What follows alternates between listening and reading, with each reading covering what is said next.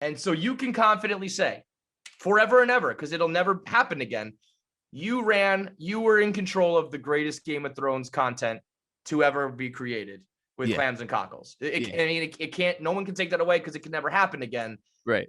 And I think all of us fans felt fucking betrayed by what happened. But I mean, you more so than anybody. Oh man, I started a Game of Thrones podcast just for the final season, and I felt like, fuck, are you kidding me? I had grand plans and you guys fucked this up. You had it from, when did you start it? Like, was it season 1? Did you start it right away, or did you jump on? Season 6, man. We did 6, but then the thing is, we went back and rewatched every episode from 1 on and did a podcast. So you did it all, and then they gave you that dog shit. And I don't know where you stood, because I know we tried to link up. Yeah. And I feel like you were probably like, I'm not giving this new show the time of day. We got it. We got actually just desperately trying to stay alive, because that, like, I ended up having to cover a bunch of season 8 under Bolin Media, and right after my other company fell apart, so I got to take even less advantage than I wanted to. I was no longer under this massive company with this huge social following. I was out on my own. It was a total shitstorm. If they don't put out one of these fucking spinoffs so that I can actually get the hard money I deserved out of that, I'm gonna lose my mind, man. They're gonna, because they canceled it or put them on hiatus because the reaction was so bad. When things simmer down, I was one of the guys like, I will never fucking watch this again. If they put some shit out now, I would be like, all right, I'm tuning in. Like, they've got one in the works now that sounds actually promising, that could be out by like next year. Man, that was bad. See how this whole pandemic unfolds, but I would like them to redeem themselves. Yeah, I mean, well, those guys have so little slack. Like, I'm not going to give those guys the benefit of the doubt even a little bit after seeing those fuckers are out. Benioff and Weiss, we don't have to worry about anymore. And to your analogy, like, they were the owners of the show and they fucked us, and there was nothing we could do. Like, you know what? No, you say that and it's true.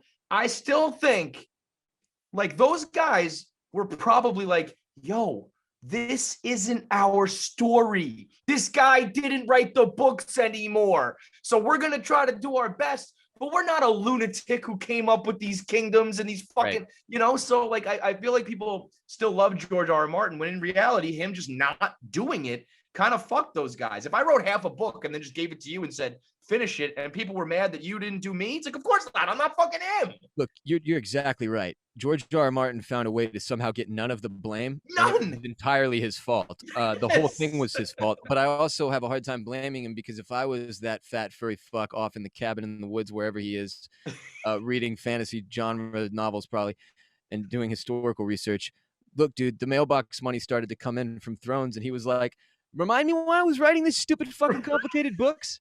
Right. You're on page 900. Like, yeah, he was like, hey, Benioff and Weiss, you know what? Here's some touch points. Go figure it out. Yeah. And then Benioff and Weiss were like, oh shit.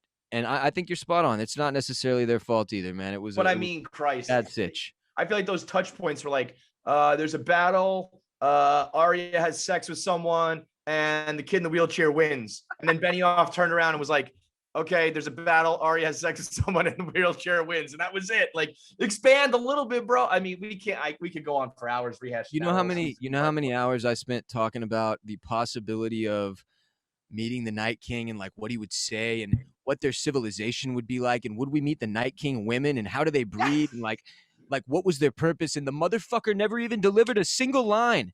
They didn't even win a single battle. They lost the one battle they fought in one night. It's crazy. 8 seasons or whatever for these dudes to prepare. They take their sweet fucking time on the other side of the wall for how long?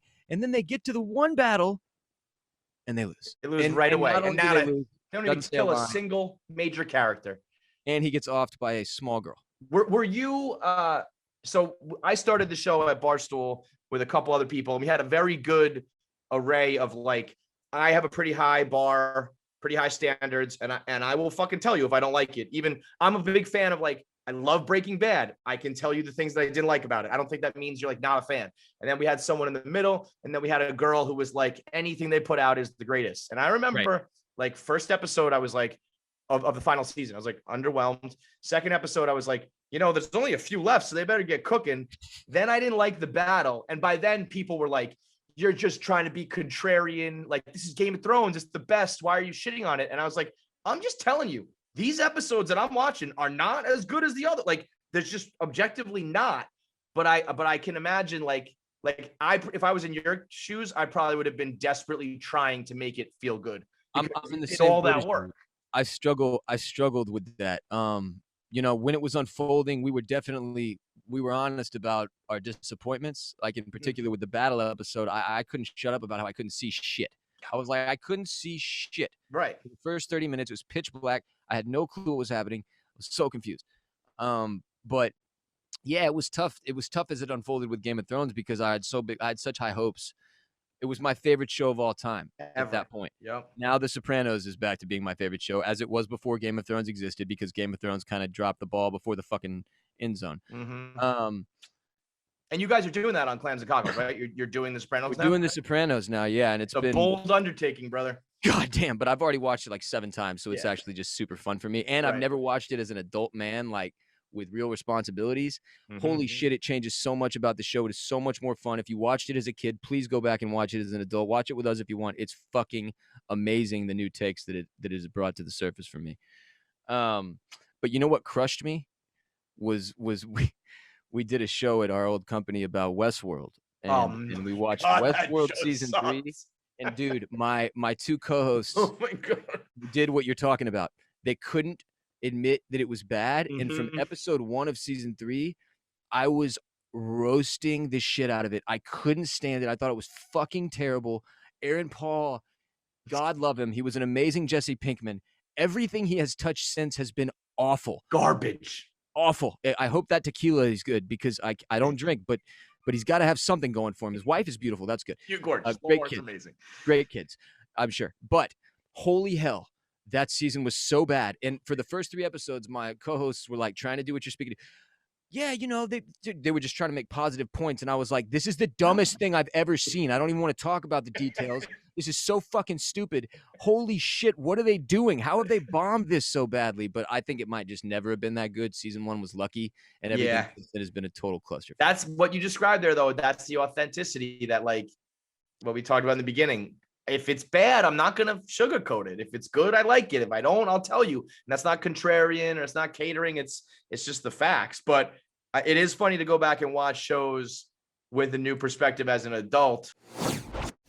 To keep up with the latest and best content from the Kevin Clancy Show, as well as the simplest and most entertaining breakdowns of what's going on the internet today, click the subscribe button and hit the bell icon. I know you've heard that a million times, but just do it. It makes my life so much easier. Just click the button, hit the icon, and let me go on my way.